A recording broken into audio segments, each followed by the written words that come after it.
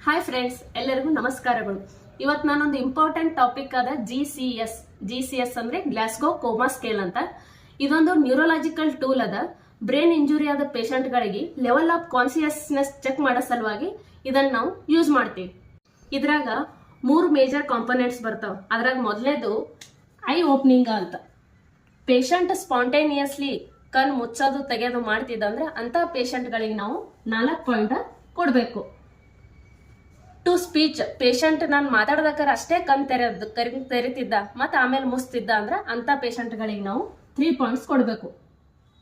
To pressure or pain, patient ಒಂದ್ ವೇಳೆ ನಾನು ಪೇನ್ ಕೊಟ್ಟಕ್ಕಾರ ಅಷ್ಟೇ ಕಣ್ ತೆರಿತಿದ್ದ ಮತ್ತೆ ಆಮೇಲೆ ಕಣ್ ಮುಸ್ತಿದ್ದ ಅಂದ್ರೆ ಅಂತ ಪೇಷಂಟ್ಗಳಿಗೆ 2 ಪಾಯಿಂಟ್ ಕೊಡಬೇಕು. ನನ್ನ ಪೇಷಂಟ್ಗಳಿಗೆ ಎಷ್ಟು ಕರೆದ್ರು ಒಂದ್ ವೇಳೆ ಪೇನ್ ಕೊಟ್ರು ಅವನು ಕಣ್ ತೆರಲಿಲ್ಲ ಅಂದ್ರೆ ಅಂತ ಪೇಷಂಟ್ಗಳಿಗೆ 1 ಪಾಯಿಂಟ್ ಕೊಡಬೇಕು. ಸೆಕೆಂಡ್ ಕಾಂಪೋನೆಂಟ್ ವರ್ಬಲ್ ರೆಸ್ಪಾನ್ಸ್ ಅಂತ. ಅದ್ರಾಗ ಓರಿಯೆಂಟೆಡ್ ಅಂದ್ರೆ ಪೇಷಂಟ್ ಓರಿಯೆಂಟೇಷನ್ ಸರಿಯಾಗಿತ್ತು, ನಾನೇನ್ ಕೇಳಿದ ಕ್ವಶನ್ಗೆಲ್ಲ ಅವ ಸರಿಯಾಗಿ ಆನ್ಸರ್ ಮಾಡ್ತಿದ್ದ ಅಂದ್ರೆ ಅಂತ ಪೇಷಂಟ್ಗಳಿಗೆ 5 ಪಾಯಿಂಟ್ಸ್ ಕೊಡಬೇಕು. ನೆಕ್ಸ್ಟ್ ಕನ್ಫ್ಯೂಸ್ಡ್ ಅಂದ್ರೆ ಪೇಷಂಟ್ ಕನ್ಫ್ಯೂಸ್ ಸ್ಟೇಟಸ್ ನಲ್ಲಿ ಇರ್ತದ. ನಾನು ಕೇಳಿದ ಕ್ವಶನೇ ಬೇರೆ ಇರ್ತದ, ಪೇಷಂಟ್ ಕೊಡೋ ಆನ್ಸರೇ ಬೇರೆ ಇರ್ತದ. ಅಂತ ಪೇಷಂಟ್ಗಳಿಗೆ 4 ಪಾಯಿಂಟ್ಸ್ ಕೊಡಬೇಕು. ನೆಕ್ಸ್ಟ್ ವರ್ಡ್ಸ್ ಅಂತ. ವರ್ಡ್ಸ್ ಅಂತಂದ್ರ ಅವನು ಒಂದೇ ಮಾತು ಮಾತಾಡ್ತಿರ್ತಾನ, ಅದೇನು ಒಂದೇ ಶಬ್ದ ಯೂಸ್ ಮಾಡ್ತಿರ್ತಾನ, ಮೇಲ ಅದೇ 1 ಪಾಯಿಂಟ್ ಯೂಸ್ ಮಾಡ್ತಿರ್ತಾನ. ನಾನು ಏನ್ ಕೇಳಿದ್ರು ಅದೇ ಉತ್ತರ ಹೇಳ್ತಿರ್ತಾನ. ಅಂತ ಪೇಷಂಟ್ಗಳಿಗೆ 3 ಪಾಯಿಂಟ್ಸ್ ಕೊಡಬೇಕು. ನೆಕ್ಸ್ಟ್ ಸೌಂಡ್ಸ್ ಅಂತ. ಆ ಪೇಷಂಟ್ ನಾನು ಏನ್ ಕೇಳಿದ್ರು ಹಾ ಹ್ಞೂ ಇವೆರಡೇ ಎತ್ತಿರ್ತಾನ. ಅಂತ ಪೇಷಂಟ್ಗಳಿಗೆ ನಾವು 2 ಪಾಯಿಂಟ್ ಕೊಡಬೇಕು. ನೆಕ್ಸ್ಟ್ ನಾನು ಏನ್ ಕೇಳಿದ್ರು ಪೇಷಂಟ್ ರೆಸ್ಪಾನ್ಸ್ ಮಾಡಲಿಲ್ಲ, ಸರಿಯಾಗಿ ಆನ್ಸರ್ ಮಾಡಲಿಲ್ಲ ಅಂದ್ರೆ ಅಂತ ಪೇಷಂಟ್ಗಳಿಗೆ 1 point. Next components motor response ಅಂತ. ಅದ್ರಾಗ ಓಬೆ ಕಾಮೆಂಟ್ಸ್ ಅಂತ ಬರ್ತದ. ಪೇಷಂಟ್ಗೆ ನಾನು ಕೈ ಎತ್ತು ಅಂದ್ರೆ ಕೈ ಎತ್ತಾನ, ಕಾಲ್ ಎತ್ತು ಅಂದ್ರೆ ಕಾಲ್ ಎತ್ತಾನ. ಒಂದ್ ವೇಳೆ ನಾ ಹೇಳ್ದಂಗೆಲ್ಲ ಮಾಡ್ತಿದ್ದ ಅಂದ್ರೆ ಅಂತ ಪೇಷಂಟ್ಗಳಿಗೆ 6 ಪಾಯಿಂಟ್ ಕೊಡಬೇಕು. ನೆಕ್ಸ್ಟ್ ಲೋಕಲೈಸಿಂಗ್, ಪೇಷಂಟ್ ಮಾತಾಡಲ್ಲ ಬಟ್ ನಾನು ಪೇನ್ ಕೊಟ್ಟಾಕಾರ ಆ ಪೇನಿಗೆ ಒಯ್ದ ಅವ ಕೈ ಸರ್ಸದಾಗ್ಲಿ ಮಾಡ್ತಿದ್ದ ಅಂದ್ರೆ ಆ ಪೇನ್ ಅವ ಕೂನ ಹಿಡಿತಿದ್ದ ಜಾಗ ಅಂತಂದ್ರೆ ಅಂತ ಪೇಷಂಟ್ಗಳಿಗೆ 5 ಪಾಯಿಂಟ್ ಕೊಡಬೇಕು. ನೆಕ್ಸ್ಟ್ ನಾರ್ಮಲ್ ಫ್ಲೆಕ್ಸನ್ ಅಂತ. ಅಂದ್ರೆ ಕೈ ಮಡ್ಸೋದು ಮಾಡ್ಲಕತ್ತಿದ್ದ ಅಂದ್ರೆ ಅಂತ ಪೇಷಂಟ್ಗಳಿಗೆ 4 ಪಾಯಿಂಟ್ಸ್ ಕೊಡಬೇಕು. ನೆಕ್ಸ್ಟ್ ಅಬ್ನಾರ್ಮಲ್ ಫ್ಲೆಕ್ಸನ್ ಅಂತ ಬರ್ತದ.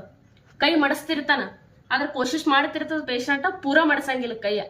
ಅಂತ ಪೇಷಂಟ್ಗಳಿಗೆ 3 ಪಾಯಿಂಟ್ಸ್ ಕೊಡಬೇಕು.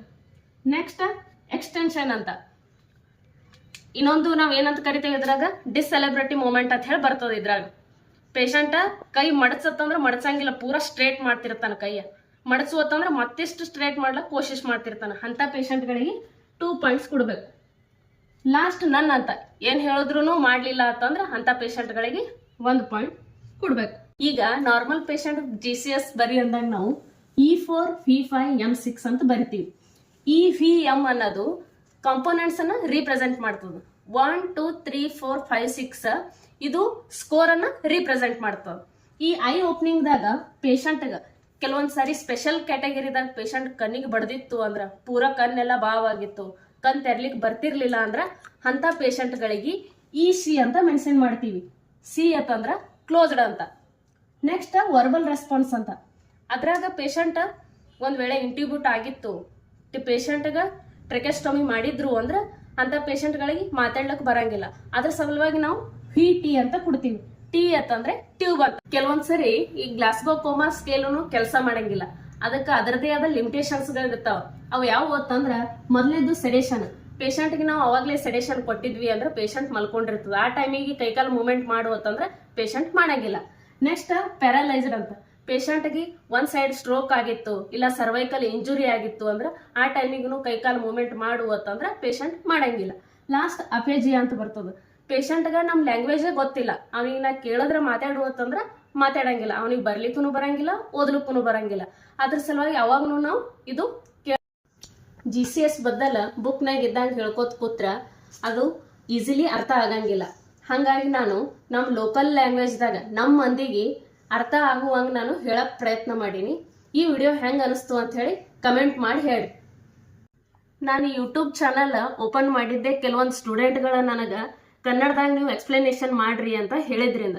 ನಮ್ಮಲ್ಲಿನೂ ಡ್ಯೂಟಿ ಮಾಡ್ಲಿಕ್ಕೆ ಕೆಲವೊಂದಷ್ಟು ಸ್ಟೂಡೆಂಟ್ಗಳು ಬರ್ತಾರೆ, ಅವ್ರ ಬಳಿ ಬೇಸಿಕ್ ನಾಲೆಜ್ ಎಂಬುದೇ ಇರಂಗಿಲ್ಲ. ಅದರಲ್ಲೂ ಕೋವಿಡ್ ಮುಗಿದ ತಕ್ಷಣ ಬಂದಿದ್ದ ಬ್ಯಾಚ್ನಲ್ಲೂ ಅಂತೂ ಮೆಡಿಕಲ್ ಫೀಲ್ಡ್ ಬದ್ದಲ್ಲಿ ನಾಲೆಜ್ ಇಲ್ಲ. ಸೊ ಹಾಗಾಗಿ ನಾನು ಕೆಲವೊಂದಿಷ್ಟು ಜನಗಳಿಗೆ ಹೆಲ್ಪ್ ಆಗಲಿ ಅಂತ ಹೇಳಿ ನಾನು ನನ್ನ ಚಾನಲನ್ನು ಓಪನ್ ಮಾಡಿದ್ದು. ನೀವೇನಾರೆ ನನಗೆ ಹೆಲ್ಪ್ ಮಾಡಬೇಕು ಅಂತ ಅಂತಿದ್ರಿ ಅಂದ್ರೆ ನಿಮ್ಮ ಕಡೆಯಿಂದ ನಾನು ನಿರೀಕ್ಷೆ ಮಾಡೋದು ಒಂದು ಲೈಕ್, ಒಂದು ಕಮೆಂಟ್, ಒಂದು ಸಬ್ಸ್ಕ್ರೈಬ್ ಅಷ್ಟೇ. ಆದಷ್ಟು ನೀವು ವಿಡಿಯೋನ ನರ್ಸಿಂಗ್ ಸ್ಟೂಡೆಂಟ್ಗಳಿಗೆ ಶೇರ್ ಮಾಡಿ.